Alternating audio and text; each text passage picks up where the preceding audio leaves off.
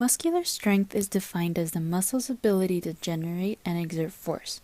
So to test for muscular strength, we will go through a 1 RM assessment on the leg press and bench press machines, and then talk about when to use a submaximal or maximal assessment.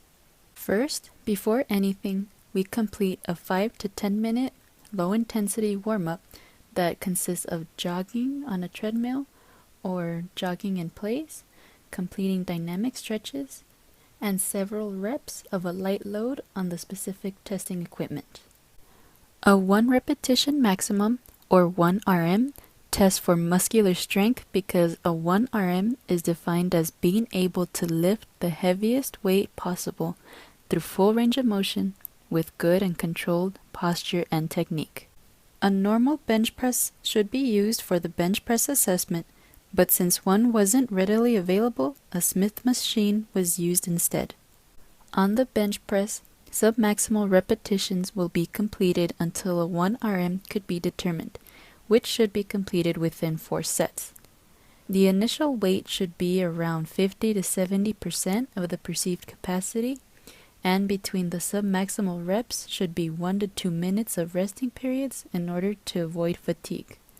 Gradually increase the weight load in increments of 2.5 to 20 kilograms until a full repetition cannot be completed. The final weight in which a bench press was completed successfully through full range of motion will be recorded as the 1 RM. The strength to weight ratio is then used to see, pound for pound, how strong you are. And here, based on age and gender, one can categorize their ratio to classify their upper body strength. For the leg press, the same basically applies. Submaximal reps will be completed until a 1 RM could be determined, which should be completed within 4 sets. Resting periods should also be included that last between 1 to 2 minutes in order to avoid fatigue. Gradually increase the weight load in increments of 2.5 to 20 kilograms until a full rep cannot be completed. The final weight in which a leg press was completed successfully will be recorded as the 1 RM.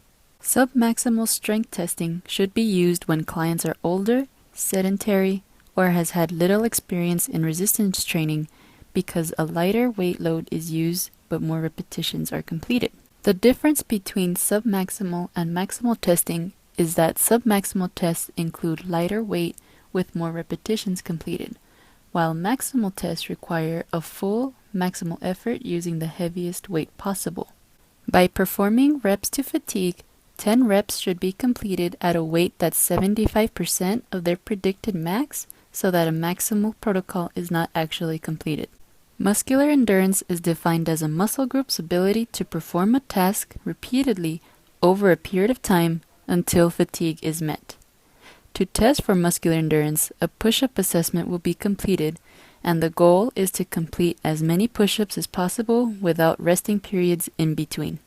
The proper form to start off with includes having your hands under your shoulders, fingers pointing forward, having your back straight, having the head up but only enough to keep a neutral spine, and having your elbows extended. The proper form in the down position is to maintain your back straight, hands still under your shoulders, and having your chin touch the mat. Proper breathing technique for this assessment includes inhaling when moving downward and then exhaling when you're pushing off of the floor.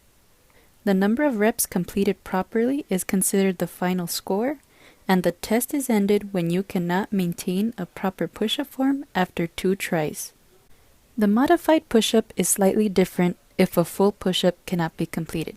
Instead of having your legs straight, here the knees are bent and the knees are used as a pivot point of the body. The back remains straight, hands underneath your shoulders, and your head is also up while also maintaining the neutral spine. When going down, your back stays straight and your hands remain under your shoulders. So based on the number of push-ups completed and depending on age and gender, your fitness category can be determined using the table provided.